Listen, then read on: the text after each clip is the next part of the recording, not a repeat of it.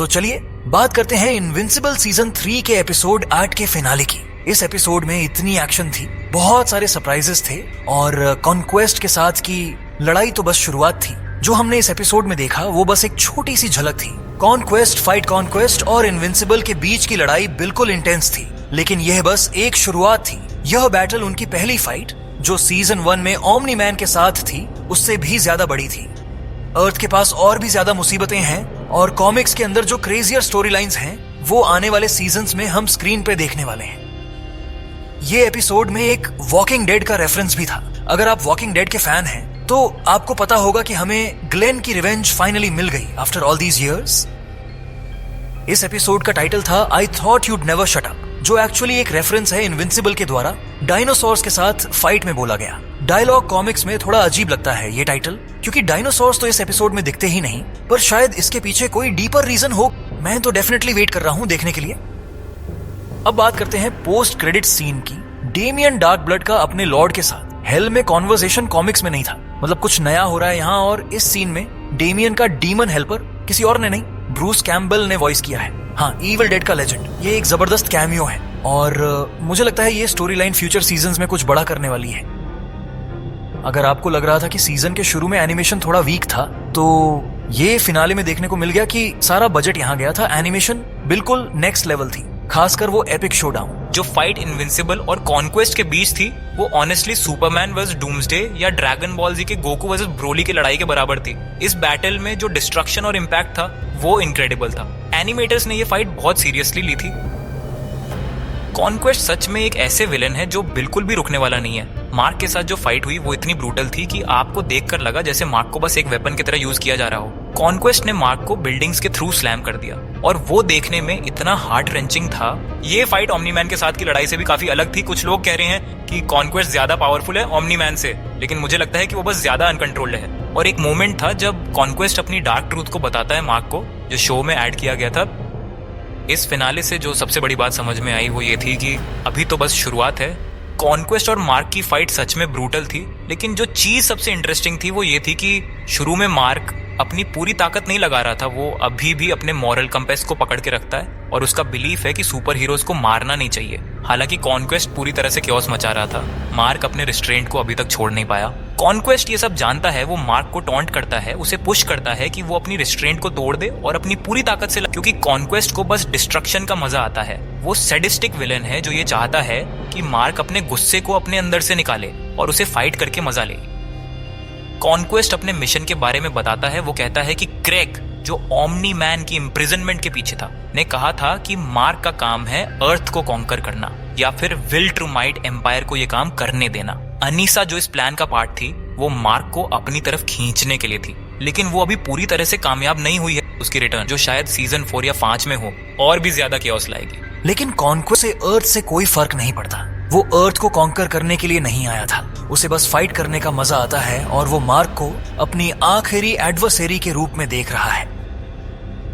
बात करते हैं कॉन्क्वेस्ट की प्रोस्थेटिक आर्म की। यह बस एक नॉर्मल प्रोस्थेटिक आर्म नहीं थी, यह उसकी पावर और रूथलेसनेस का सिंबल थी। यह आर्म उसके अपने ही आर्म को एलियन के द्वारा काट दिया गया था जब वो एक वीकेंड स्टेट में था, लेकिन अब वो फुली हील्ड हो चुका है और इस आर्म के जरिए अपनी स्ट्रेंथ को और भी ज्यादा दिखाता है। यह आर्म बस एक रिमाइंडर है कि वो किसी भी सिचुएशन में सरवाइव कर सकता है। यह उसकी अनब्रेकेबल पावर को दिखाता है। अगर आप वॉकिंग डेड के फैन हैं तो आप डेफिनेटली यह नोटिस करेंगे कि कॉन्क्वेस्ट की पर्सनालिटी काफी ज्यादा नीगन से मिलती जुलती है। और एक्चुअली रॉबर्ट कर्कमैन ने खुद वॉकिंग डेड के जेफरी डीन मॉर्गन को कॉन्क्वेस्ट का रोल लेने का फैसला किया, क्योंकि यह अपॉर्चुनिटी वो मिस नहीं करना चाहते थे। नीगन मैच वाइब्स। कॉन्क्वेस्ट की परफॉर्मेंस में वही सैडिस्टिक चार्म था जो नीगन ने वॉकिंग डेड में दिखाया था। उसकी आवाज में एक अजीब सी सॉफ्टनेस थी जो उसके एक्शंस को और भी अनसेटलिंग बना देती थी। कॉन्क्वेस्ट को मार्क के साथ खेलते हुए देखना वह नीगन वाली एनर्जी दिखा रहा था जब वह मार्क से बात करता है बिल्कुल शांति से, अपनी फ्यूरी अनलीश करने से पहले। इस दौरान ओलिवर भी फाइट में कुछ मदद करने की कोशिश करता है, लेकिन सच कहूं तो वह कॉन्क्वेस्ट के लिए बिल्कुल भी मैच नहीं है। उसकी ताकत मार्क से भी काफी कम है और कॉन्क्वेस्ट से तो बिल्कुल भी नहीं। लेकिन ओलिवर का असली काम डिस्ट्रैक्शन था। उसने कॉन्क्वेस्ट का ध्यान मार्क से हटा दिया थोड़ी देर के लिए, लेकिन यह बस उतना ही कर सकता था। यह एक अच्छा कैरेक्टर मोमेंट था जो दिखाता है कि वह कितना आगे बढ़ गया है अपनी मदद करने की कोशिश में, चाहे वह कितना भी आउटमैच्ड हो। इस एपिसोड में एक इंपॉर्टेंट मोमेंट था जब रिएनिमेंट मार्क्स का रिवील होता है, जो फ्यूचर स्टोरी लाइंस का एक नॉड था कॉमिक्स से। डॉक्टर सिंक्लेयर उन बॉडीज को अपग्रेड कर रहा है जो इनविंसिबल वॉर के सोल्जर्स की गिर गई थी, उन्हें रिएनिमेटेड बीइंग्स में बदल रहा है। ये रिएनिमेंट मार्क्स गॉड टियर एनिमीज बनेंगे और आने वाले सीजन्स में इनका काफी बड़ा रोल होगा। सिंक्लेयर का कैरेक्टर भी थोड़ा डार्क ह्यूमर के साथ दिखाया गया, जो प्लॉट को आगे बढ़ाने के साथ इंटरेस्टिंग बना रहा था। और फाइनली हम देखते हैं ईव का रिएक्शन बैटल के बाद। जब वह जान पाती है कि क्या हुआ तो वह जल्दी से मार्क की मदद के लिए रश करती है। यह ईव का एक जबरदस्त कैरेक्टर मोमेंट था। इस एपिसोड में एक बड़ा रेवलेशन होता है कि ईव ने अभी तक अपने पेरेंट्स को यह नहीं बताया कि वह मार्क ही इनविंसिबल है। जब उन्होंने मार्क को पहली बार देखा था, उन्हें पता ही नहीं था कि वह सुपर हीरो है। उन्होंने तो सोचा था कि वह बस एक नॉर्मल लड़का है। तो जब उन्हें मार्क के पावर्स के बारे में पता चलता है तो यह उनके लिए एक बड़ा शॉक होता है, खासकर जब उन्होंने देखा था कि वह कॉन्क्वेस्ट के हाथों पिट रहा है।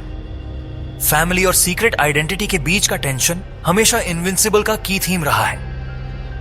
कॉन्क्वेस्ट भी मार्क से लड़ाई के दौरान एक बड़ा बॉम्बशेल ड्रॉप करता है। वह बताता है कि उसने मार्क के फादर ओमनी मैन को जब वह काफी छोटा था तब देखा था। वह कहता है कि ओमनी मैन को एग्जीक्यूट कर दिया गया था उनके होम प्लैनेट विल्ट्रुम से निकालने से पहले, लेकिन ये सच नहीं है। हम जानते हैं कि ओमनी मैन भाग गया था और अपनी एस्केप के दौरान 2 विल्ट्रुमाइट्स को मार दिया था। यह मिसकम्युनिकेशन इंपॉर्टेंट है क्योंकि यह दिखाता है कि कॉन्क्वेस्ट को सब कुछ नहीं पता था।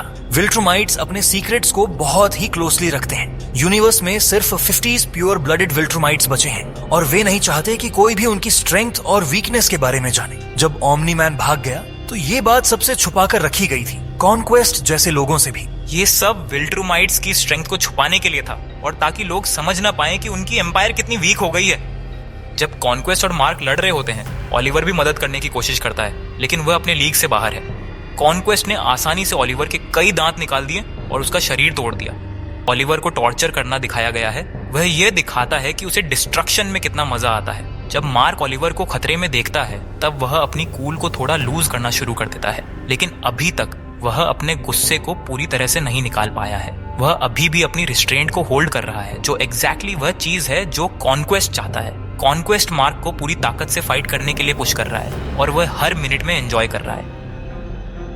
फिर एटम ईव भी फाइट में शामिल होती है। चाहे उसके पास काफी सारी पावर्स हैं, उसकी लड़ाई कॉन्क्वेस्ट के साथ कॉमिक्स के कंपैरिजन में काफी लंबी होती है। शो इस मोमेंट को यूज करता है ये दिखाने के लिए कि ईव अपने एबिलिटीज को कैसे ऑप्टिमाइज कर चुकी है। वह अपनी ताकत रोक रही थी एक मेंटल ब्लॉक की वजह से, जो उस डॉक्टर ने उसके ऊपर डाला था जिसने उसे बनाया था। यह ब्लॉक ईव को सेंटिएंट बीइंग्स जैसे कॉन्क्वेस्ट को ऑल्टर करने से रोकता था, लेकिन ये बैटल ईव को अपनी लिमिट्स तक ले आती है। जब कॉन्क्वेस्ट उसे अपने हाथ से पेट चीर देता है तो वह मौत के करीब हो जाती है। लेकिन यहाँ ट्विस्ट ये है, ईव के पास ये एबिलिटी है कि वह अपने मेंटल ब्लॉक्स को ब्रेक कर सकती है जब वह एक्सट्रीम ट्रॉमा में होती है। वह अपनी पूरी ताकत अनलीश कर देती है और अपने बॉडी को दोबारा रीजनरेट कर लेती है, कोई स्कार्स या डैमेज नहीं। एक स्ट्राइक में वह कॉन्क्वेस्ट को फुल लेजर फोर्स से अट्रैक्ट करके ऑलमोस्ट हरा देती है। एटम ईव असल में इमॉर्टल है, अपने बॉडी को रीजनरेट कर सकती है और फुल स्ट्रेंथ पर वापस आ सकती है। यह उसे बहुत पावरफुल बनाता है और जब वह अपनी फाइट के बाद बेयरली कॉन्शियस थी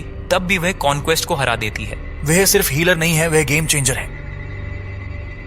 जब कॉन्क्वेस्ट अपनी फाइट मार्क और ईव के साथ हार रहा होता है तब वह एक और important piece of information drop करता है। उसे थ्रॉग, विल्ट्रुमाइट एम्पायर का लीडर ने अर्थ को कॉन्कर करने का ऑर्डर दिया था, चाहे जो भी हो। लेकिन अर्थ इतना इंपॉर्टेंट क्यों है? विल्ट्रुमाइट्स किसी भी प्लेनेट को टारगेट कर सकते थे, तो अर्थ को स्पेशल क्या बनाता है? यह दिखाता है स्कर्ज वायरस स्टोरी लाइन और ओमनी मैन के मिशन को अर्थ पर किसी स्पेसिफिक रीजन के लिए डीपली इन्वेस्टेड है और यह आने वाले सीजन्स में एक्सप्लोर किया जाएगा। स्कर्ज वायरस आर्क और ओमनी मैन के एक्शंस का कंटिन्यूअस फॉल आउट हमें आने वाले एपिसोड्स में देखने को मिलेगा। इस फाइट सीक्वेंस ने पूरे सीजन को एक इमोशनल रोलर कोस्टर बना दिया है। यह एक ऐसा मोमेंट था जिसने दिखाया कि मार्क और उसके एलाइज दुनिया को बचाने के लिए कितनी दूर तक जा सकते हैं।